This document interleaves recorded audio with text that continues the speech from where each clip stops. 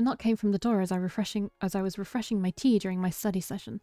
I opened up the door and was surprised to see Sebastian standing in the doorway holding a stack of foggy Tupperware a stack of foggy Tupperware full of warm food. Hello, darling. Care for a home-cooked meal? Oh, hi. Okay. How can I refuse when it smells so good? He stepped in as I backed away from the door and headed to the kitchen with an excited smile. I noticed as he passed by he had a bag over his shoulder. What you got there? Dessert? No, but I do have a batch of cupcakes in my apartment if you'd care for one after dinner. Go away. He plated the food and brought it over to the dining table, then pulled a bottle of wine and a thin laptop out of the bag. I thought perhaps the food could bribe you to watch a movie with me. I looked at him incredulously. I did not like that kind of manipulative approach. I'm studying tonight. You really should have asked first.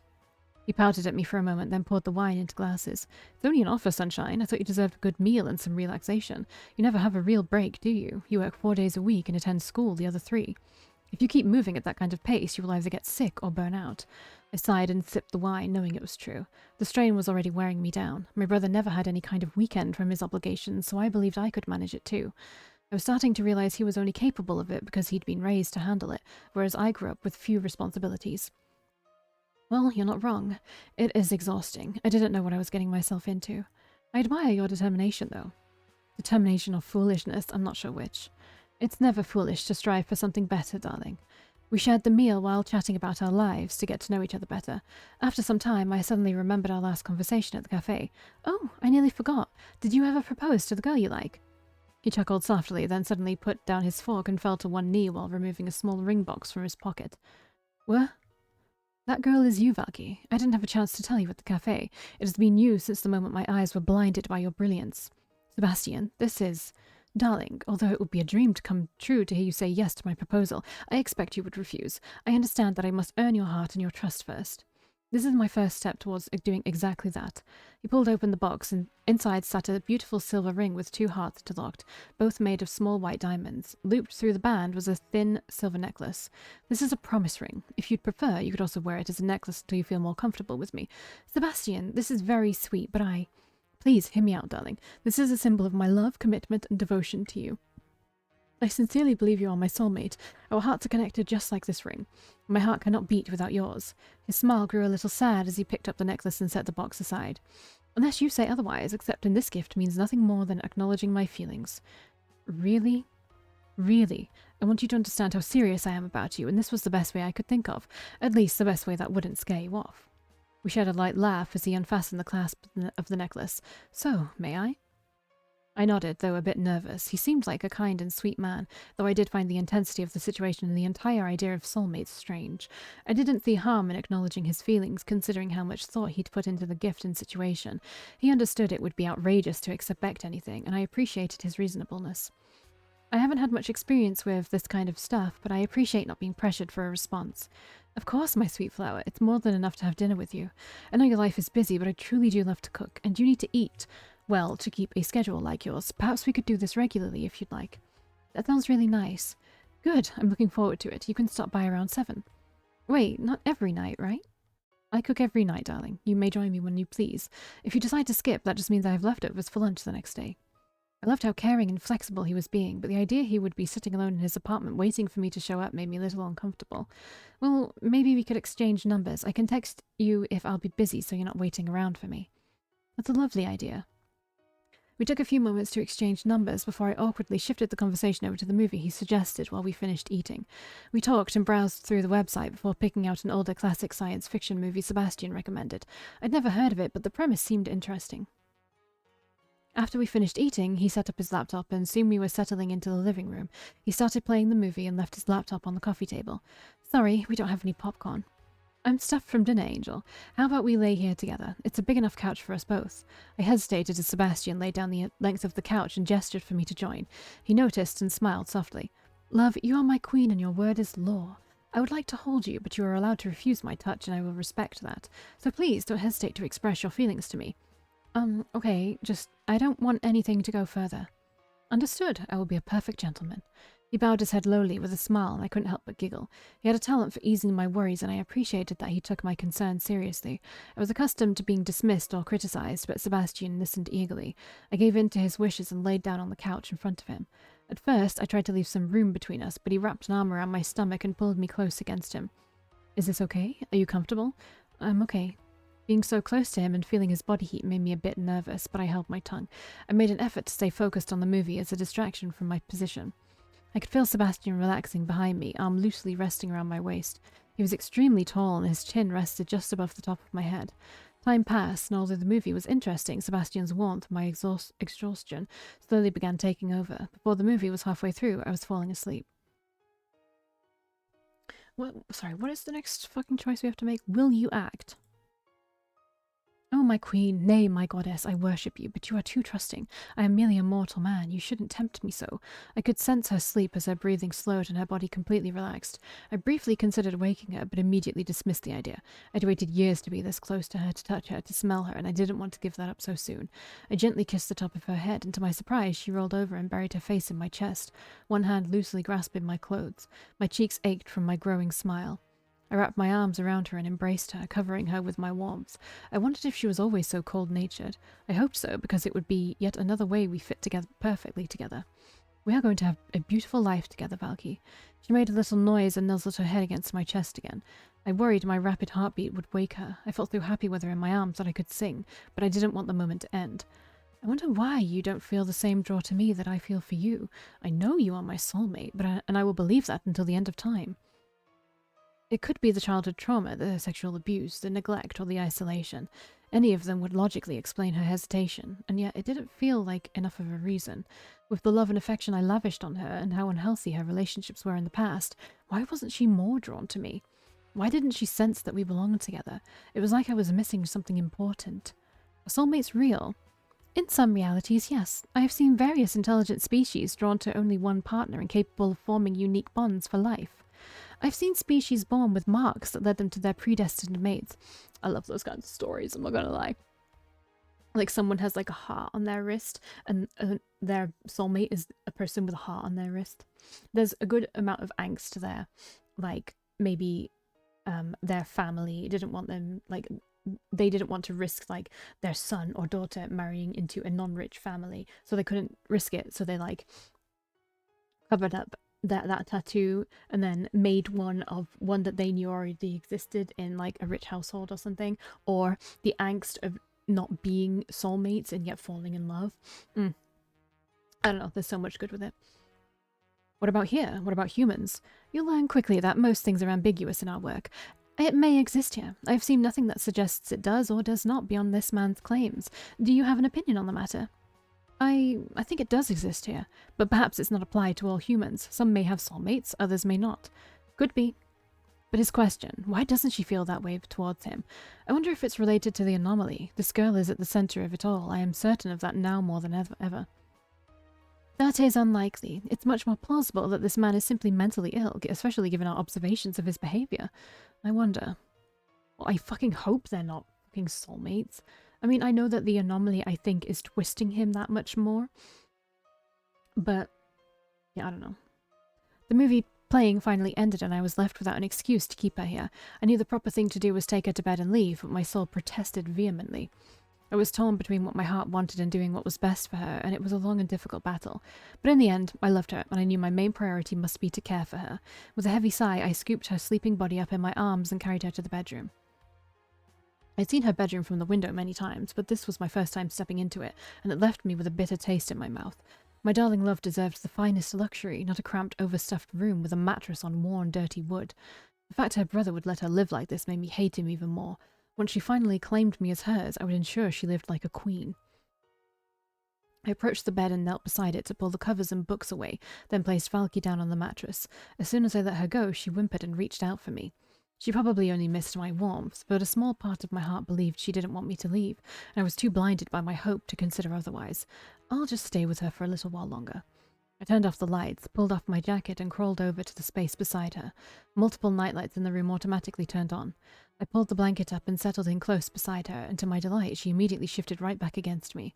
I wrapped my arms around her and held her close and kissed her forehead. I love you, darling. This is the happiest night of my life. I let my eyes flutter closed as I enjoyed the feel of her body against mine and her sweet smell.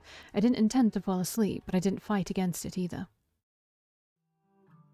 What am I supposed to do with these feelings? The only thing you can do, kill them. I stepped out of the cab to see Casper sitting outside the building. He mewed at me as I approached, but I barely noticed him. My head was spinning, my vision was cloudy, and it seemed that everything around me was swaying. My skin felt hot and itchy. The air around me seemed thick, and objects in my sight appeared to shift and distort. None of those symptoms were bothering me. My mind was too fixated on my circumstances. My entire life was determined by that one fucking moment. It wasn't a mistake. It was the right thing to do. What else was I supposed to do? He was going to. I couldn't just stand there. He deserved it. He abused us. He was going to keep doing it. He was getting worse. I think you did the right thing. Like, I think you did the right thing. I don't like that I had to take this route at all. I should have killed him sooner. My mind felt confused, unruly, and turbulent. I never had such thoughts before. My head ached, pulsed, and vibrated. I put my hands over my ears as if that could prevent the thoughts from forming, but it only seemed to make them echo louder. She has no right to judge me. I should have never told her in the first place. I trusted her to accept me, and she she... Stop. Please stop. What is happening to him? She just destroyed everything. She didn't do anything wrong. He's fighting himself. Or something else. She did everything wrong, and now look at us. I bet she slept with Sebastian while you were off getting undrugged and manipulated by his twin. He is so disgusting. They both are. She barely knows Sebastian. See for yourself. I felt compelled forward into the building and my apartment, Casper at my heels. My fingers were twitching, my heart racing, and my mind consumed with contradicting thoughts and feelings. As I stepped inside, I noticed an unfamiliar laptop sitting on the coffee table and dirty dishes piled in the sink.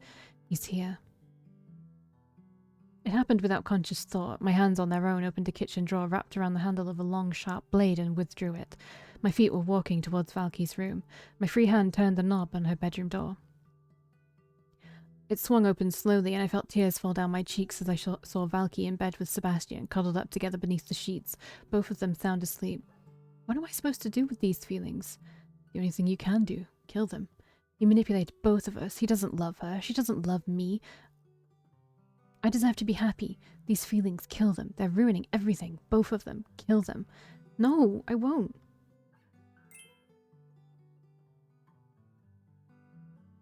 Yes, you will. No. Yes, kill them.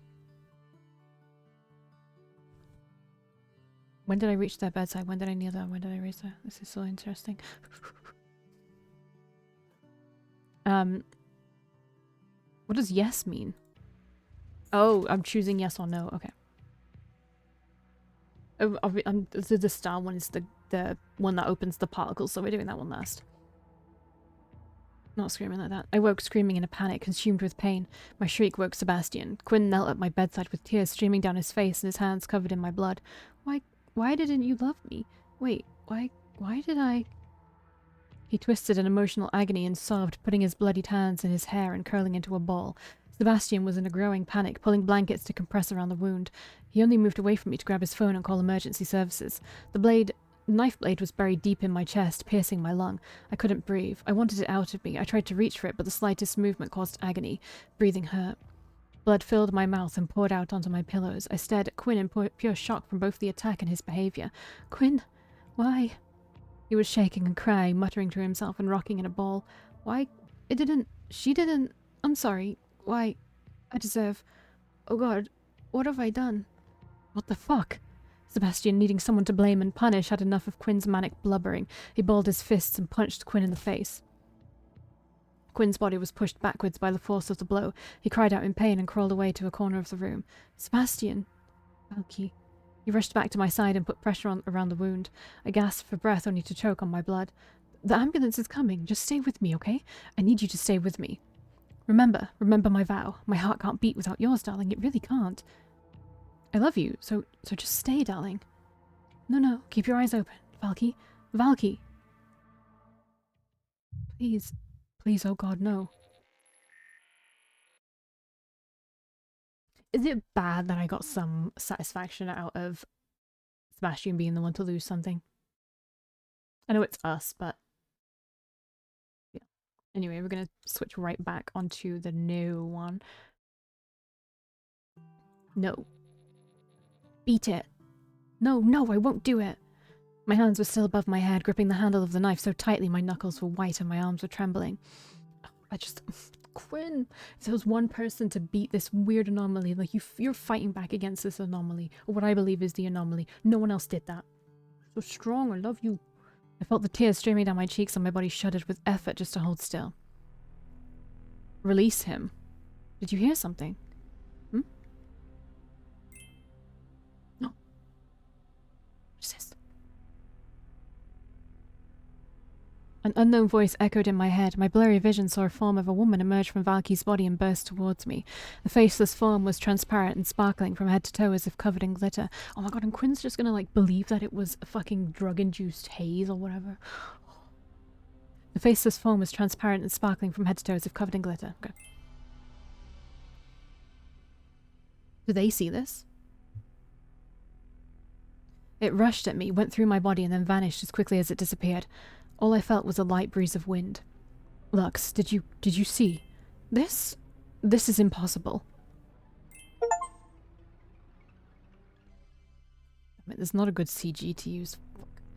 I felt my body release and I nearly fell backwards from the sudden change. Every limb felt numb and my head roared with pain, and I gasped loudly as I could finally breathe. I was afraid to move for fear I might lose control again. The second I became free, Sebastian sat up, suddenly charged at me, using his body to slam mine into the ground.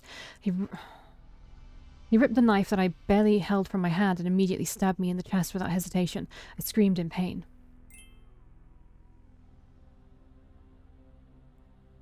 I woke with a jolt, saw the scene, and yelled with fear. He was about to stab you. Get away from him! Quinn, he wouldn't do that! I rushed to Quinn's side and put my hands over the gushing wounds. Sebastian dropped the knife on the floor and tried to grab me, but I shoved him away. Listen to me, I'm not lying. He had a knife up in the air and was about to stab you. Quinn, what happened? I applied all the pressure I could manage over the wound, but it was too large. Blood pushed from the wound with every heartbeat, and the puddle around him grew larger by the second. Valkii. Sebastian, don't just stand there. Call an ambulance. Be careful, Valkii. Careful? Careful of what? Oh god, there's so much blood. Quinn. My vision was blurry from crying. I didn't understand anything that was going on, and I was praying it was a tragic dream. Why would Quinn ever try to hurt me? Why would Sebastian react by killing him instead of restraining him? How did we end up here? Was this my fault for rejecting him? Did he go crazy? I didn't understand anything. Something is after you. Something wants to hurt you. What are you talking about? Quinn? Quinn, open your eyes, Quinn. Quinn! Quinn, why? Something wants to hurt me. What does that mean? Commander, you saw that, right? I think reality was being rewritten. I think something was manipulating Quinn. I have to talk to the council. What if whatever happened here isn't just limited to what we've observed? What if these glitches, what if they happen every single time? Not now. We must leave before this reality collapses. Sweet. Oh god, okay, so we finished Quinn. Okay. Give me a second to bring up this image so that I don't have to do any editing. Right. We have to read Particles Chapter 4 to get that. Okay. Obviously, I have to do these side stories as well. Oops. Obviously, I have to do these. Birthday plans, perfect Christmas gift. Oh, look at this. Safety. You a guy or a girl? Who the fuck are you? Alright, side stories. Goodbye home, not afraid of you. Peace and serenity, a new side business. Quinn, what if Quinn was a yandere? I mean, yeah, I guess he's not at all. But I'm interested in seeing that one. Quinn woke up after being knocked out. Is this safe? Quinn woke up after being knocked out. When was he knocked out? I can't remember when he was knocked out. We'll see. But yeah, we have new Particles content, which I'm going to do next time. I'm not going to do that now, but holy shit. You know what? I'm just going to say I didn't expect to love Quinn as much as I do. I love him. And if one of these what ifs, sometimes the what ifs tend to be the good, like the good ending or whatever. So if one of them isn't a good ending, I'm going to be really fucking pissed off. Because I can't imagine Quinn was a yandere being like a yandere. Why am I saying it like a fucking American? Yandere being a good one. Quinn woke up after being knocked out. Maybe it's safe, so maybe it's like safe of everything. This safety bear means safe of everything. Mental health safe. Low violence. No tragedy. No tragedy. No tragedy. Anyway. Yeah, so that was Quinn's route. Well, I'm not done yet. We'll do more of his stuff. But yeah, that was a lot shorter than I thought. And I thought there were going to be more CGs for some reason. Yeah. A Tragic Dream. And Why Didn't You Love Me? Those are the two we just got. That one where he like left a note.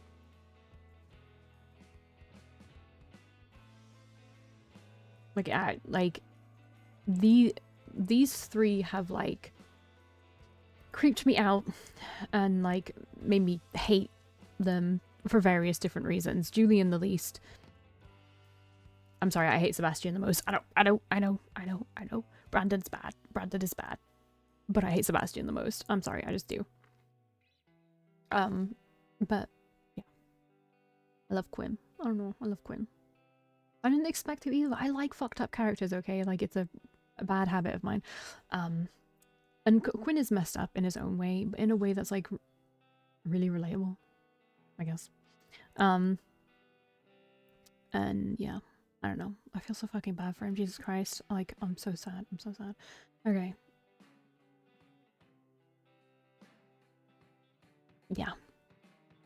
Yeah, I guess that's it. Hard. It was actually really hard. Again, this is like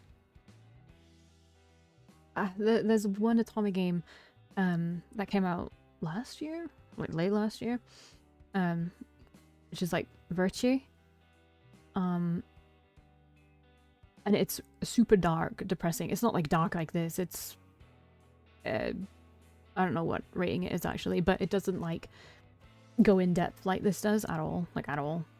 But it's still very dark and deals with death a lot. And you don't get any good endings. I haven't actually got the good endings yet. I think the last route I did depressed me so much that I just stopped playing for a while. And I'm actually quite good for that kind of thing. But also I've just been doing other things and it's just been crazy. But yeah, the feeling of ending one of those routes in that game, highly recommend, by the way. It's beautiful. Like, I love the art. I can't remember who that artist is, but they've done other Otome games I'm pretty sure that I really liked, and oh, I love it.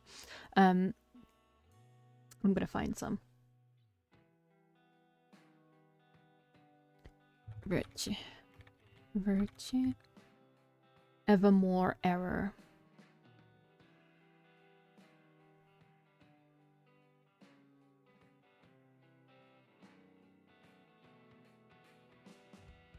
I'm just gonna find like a few pictures, but it has like, it has that vibe of like just being like really sad. And there's like really pretty guys in it. I really don't want to look too many at like images of it too much because I don't want to be spoiled by things I haven't actually seen yet, which is always an issue. You can see that, right?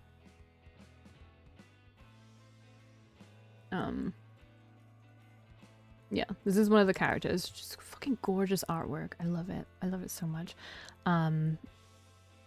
Yeah, it has the same vibe. I'm just like doing a recommendation now, I guess. But yeah, it's just really pretty and it is dark. I recommend it. I like dark stories. I like the light-hearted stuff as well. Like, one of my favorite Otome games is a pretty light-hearted one. It's also like a stat building one. It's called Tokimeki. Tokimeki 3rd, actually. Girls' side, not boys' side, because there's a boy version of it where you date girls instead of boys.